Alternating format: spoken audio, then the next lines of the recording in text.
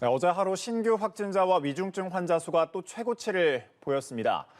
인천의 한 교회에서는 새 변이 바이러스인 오미크론 관련 집단 감염 가능성까지 우려되는 상황인데요. 자세한 소식을 김윤 서울대의대 의료관리학과 교수와 함께 짚어보겠습니다. 교수님 어서 오십시오. 안녕하십니까.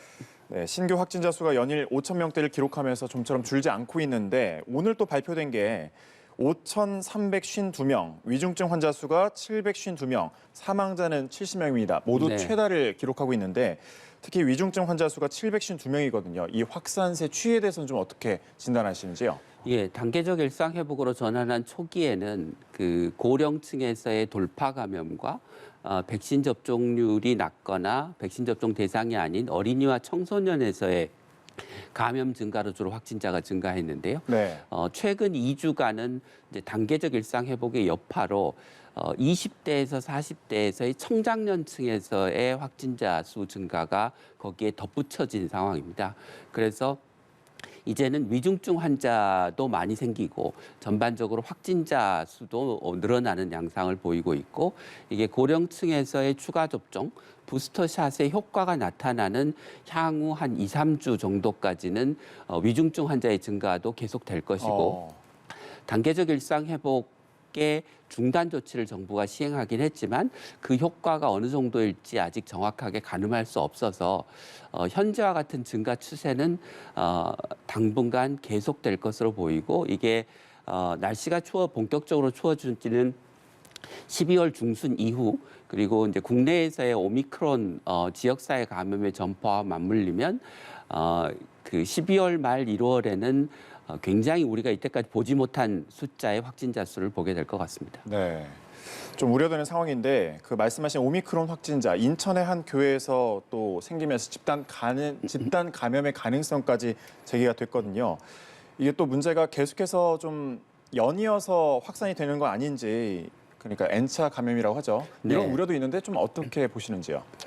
신규 변종 바이러스, 변이 바이러스에서 중요한 것은 그게 해외 입국자가 감염이 되었는데 국내로 지역사회 전파가 안 된 상태로 네. 그냥 감염이 끝나느냐 아니면 지역사회에서 퍼지기 시작하느냐가 중요한데요. 이것은 이미 지역사회에서 전파가 시작됐기 때문에 그 교회에서의 집단 감염의 규모도 중요하지만 이미 사실상 국내에서의 지역 감염 전파가 시작됐기 때문에 조만간 오미크론 바이러스가 국내에서 델타 변이를 밀어내고 우세종으로 자리 잡을 것이라는 전망을 가능하게 합니다. 네. 네, 미국도 우세종이라는 기사가 있는데 우리나라도 오미크론이 우세종이 될 것이다라는 왜냐하면 진단이신 거죠? 예. 델타에 비해서 오미크론이 전파의 속도가 한 2배 이상 빠른 것으로 지금 보고가 되고 있습니다. 네. 예, 그러면 그 델타가 기존에 있던 다른 변이 바이러스를 다 밀어내고 높은 전파력을 기반으로 해서 우세종이 됐듯이 오미크론도 델타보다 더 높은 전파력을 갖고 있기 때문에 델타를 밀어내고 우세종이 될 거고 그러면 이제보다 훨씬 더 높은 전파력 때문에 확진자 수는 훨씬 더 늘어나게 될 가능성이 높습니다. 네, 이 우세종이라는 게 구체적으로 네. 어떤 건가요? 그 우세종이 되면 델타는 좀 줄어들거나 그런 가능성이 있는 건가요? 그러니까 예. 이게 일종의 경쟁 관계라고 생각하시면 되는데요. 네. 그러니까 델타에 감염된 사람이 어떤 다른 새로운 감염자를 감염시킬 확률이 있어야 되는데 네. 오미크론이 델타보다 전파력이 빠르면 델타가 감염시키려고 하는 다른 사람을 먼저 오미크론이 감염시키면 델타는 퍼질 기회, 전파될 기회가 줄어드는 거죠. 네. 예, 그러면서 전파력이 높은 변이 바이러스가 기존의 전파력이 낮은 변이 바이러스를 대체하는 현상이 지금까지 계속해서 벌어져 왔습니다. 네. 예, 그런 일이 이제 델타와 오미크론에서도 또 벌어지게 되겠죠. 네, 그렇군요. 그런데 이 오미크론의 영국의 사례를 보면 감염자의 절반 이상이 백신을 2회 이상 맞은 경우인 것으로 나타났거든요. 이게 나타내는 게 오미크론 변이라는 게 백신하고 자연 면역을 회피하는 능력이 있다 이런 걸 보여주는 건 아닌지 그런 이야기도 있는데 어떻게 보시는지요? 오미크론이 그 기존 백신의 효과를 떨어뜨리는 능력, 또 네. 그 감염된 사람에서 재감염시키는 능력이 있다는 것은 뭐 거의 확실한 결과인 것 같습니다. 다만 그 크기가 어느 정도이느냐, 그러니까 기존 백신의 효과를 델타는 10%에서 15% 정도 떨어뜨렸는데 오미크론은 그럼 기존 백신의 효과를 거기서 얼마나 더 떨어뜨릴 거냐가 관건인 것 같습니다. 그러니까 다시 말씀드리면 면역 회피 능력이 있는 것은 분명하고 네. 그 크기가 오미크론이 얼마나 심각한 영향을 미칠 것인가를 결정하는 데 중요한 요인이 될 것 같습니다. 오미크론의 심각성이 좀 더 중요하다는 말씀이신 거죠? 아니, 오미크론이 예. 미치는 영향이. 영향이 중요합니다. 네, 알겠습니다. 자, 그 세계보건기구에서는 그런데 이 오미크론과 관련한 사망 관련 보고는 아직까지 없다고 밝혔는데요. 사망 보고가 없다는 점은 이 치명률이 낮다, 이 가능성도 좀 보여주는 게 아닐까요? 예, 그럴 가능성이 존재합니다. 그런데 동시에 이제 오미크론이 확산되고 있는 남아공 지역에서 최근에 입원 환자가 한 3배쯤 증가했다, 이런 보고도 되고 있어서 이게 단지 증상이 가볍다고 하는 징후만 있는 것이 아니라 낙관적으로 생각할 수는 없는 것 같습니다. 네. 예. 그리고 이제 앞서 말씀드렸듯이 오미크론이라는 새로운 변이가 얼마나 우리 사회에 영향을 미칠 것이냐는 이게 얼마나 높은 전파력을 갖고 있느냐, 얼마나 치명률이 높으냐의 두 가지 요인에 의해서 결정이 되는데 네. 치명률이 좀 떨어지더라도 전파력이 높으면 실제 나타나는 결과는 더 많은 수의 중증 환자와 더 많은 수의 사망자로 이어질 수도 있어서 그 둘을 다 함께 종합한 영향력을 우리가 평가해 봐야 합니다. 그러면 델타와 오미크론의 그 영향력, 오미크론은 어느 정도 돼야 좀 분석 결과가 나올 수 있을까요? 지금 한 네. 2주 정도가 있으면 구체적인 결과가 나올 거라고 하는데요. 아마 뭐 다음 주 말 또는 그 다음 주 정도면 우리가 조금 더 오미크론에 대해서 자세한 정보를 알 수 있게 될 것 같습니다. 네. 자, 오미크론 확진자가 이 해외 유입을 통해서 국내에서도 발생하니까 정부가 어제부터 모든 입국자를 격리 조치하기로 했는데 입국 금지도 확대해야 된다는 소리가 나오고 있습니다. 지금 8개 국가에 적용된 입국 금지를 확대해야 된다는 얘기도 있는데 교수님께서는 이 부분에 대해서는 좀 어떻게 보시는지요?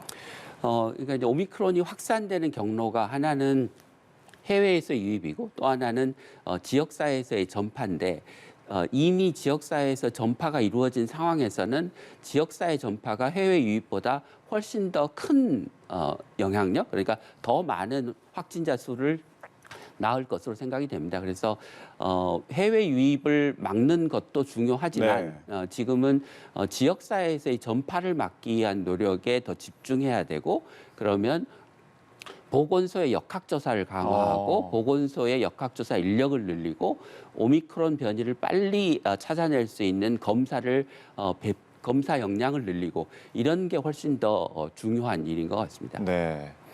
그 정부에서는 그 사적 모임 최대 인원을 또 6명, 비수도권은 8명으로 제한을 하고 방역 패스도 전면 도입을 했거든요. 이런 조치가 지금의 이런 유행 상황 또 오미크론 변이 확산을 막는데 좀 일정한 도움이 될 수 있을 것이라고 보시는지요?